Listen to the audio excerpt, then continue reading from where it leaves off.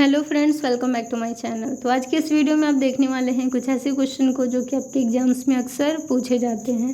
पहला क्वेश्चन है हमारा, to what pressure and ET tube must be inflated to produce an adequate seal between the cuff and the wall of the trachea.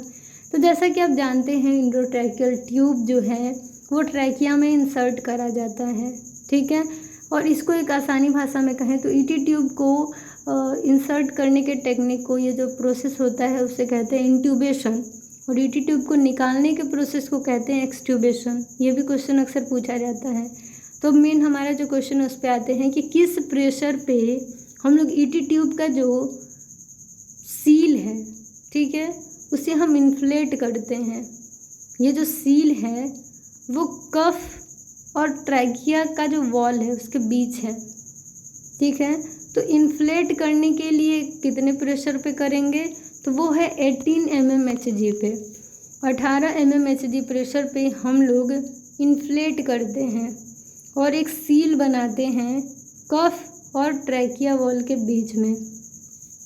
तो आपको ये याद करना है कितने प्रेशर पे, तो 18 mmHg पे। नेक्स्ट क्वेश्चन है, in a thyroidectomy a loop retractor retracts the. Thyroidectomy है, थायरॉइड रिमूवल सर्जरी है, उसमें लूप रिट्रैक्टर का इस्तेमाल क्यों करते हैं। तो आपका यहाँ पे जो है नेक में एक मसल होती है स्टर्नोक्लेडोमास्टॉइड मसल, तो उसको साइड करने के लिए, रिट्रैक्ट करने के लिए लूप रिट्रैक्टर का इस्तेमाल किया जाता है। नेक्स्ट क्वेश्चन है, which method should be use to open the airway in case of suspected C spine injury. तो कौन से तरीके का, कौन से मेथड का यूज करते हैं एयरवे ओपन करने के लिए अगर मरीज को स्पाइनल इंजरी हो रखी है, सर्वाइकल स्पाइन इंजरी हो रखी है, तो फिर ऐसा उम्मीद किया जा रहा है, सस्पेक्ट किया जा रहा है कि मरीज को जो है C spinal injury, cervical spine injury हो रखी है, तो उसके एयरवे को ओपन करने के लिए कौन सा मेथड यूज करेंगे। तो मेथड का नाम है jaw thrust method.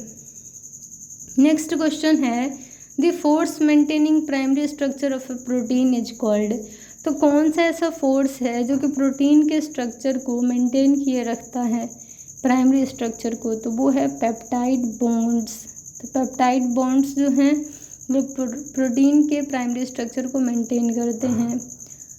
Next question हमारा है, the primary cause of depletion of ozone in the presence of in the atmosphere.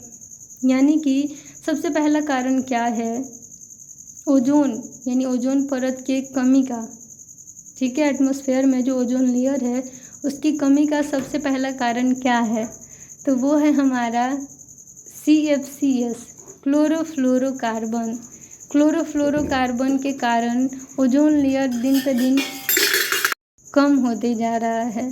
तो CFCS आपको याद रखना है, क्लोरोफ्लोरोकार्बन्स। नेक्स्ट क्वेश्चन है, when is the national earth day celebrated.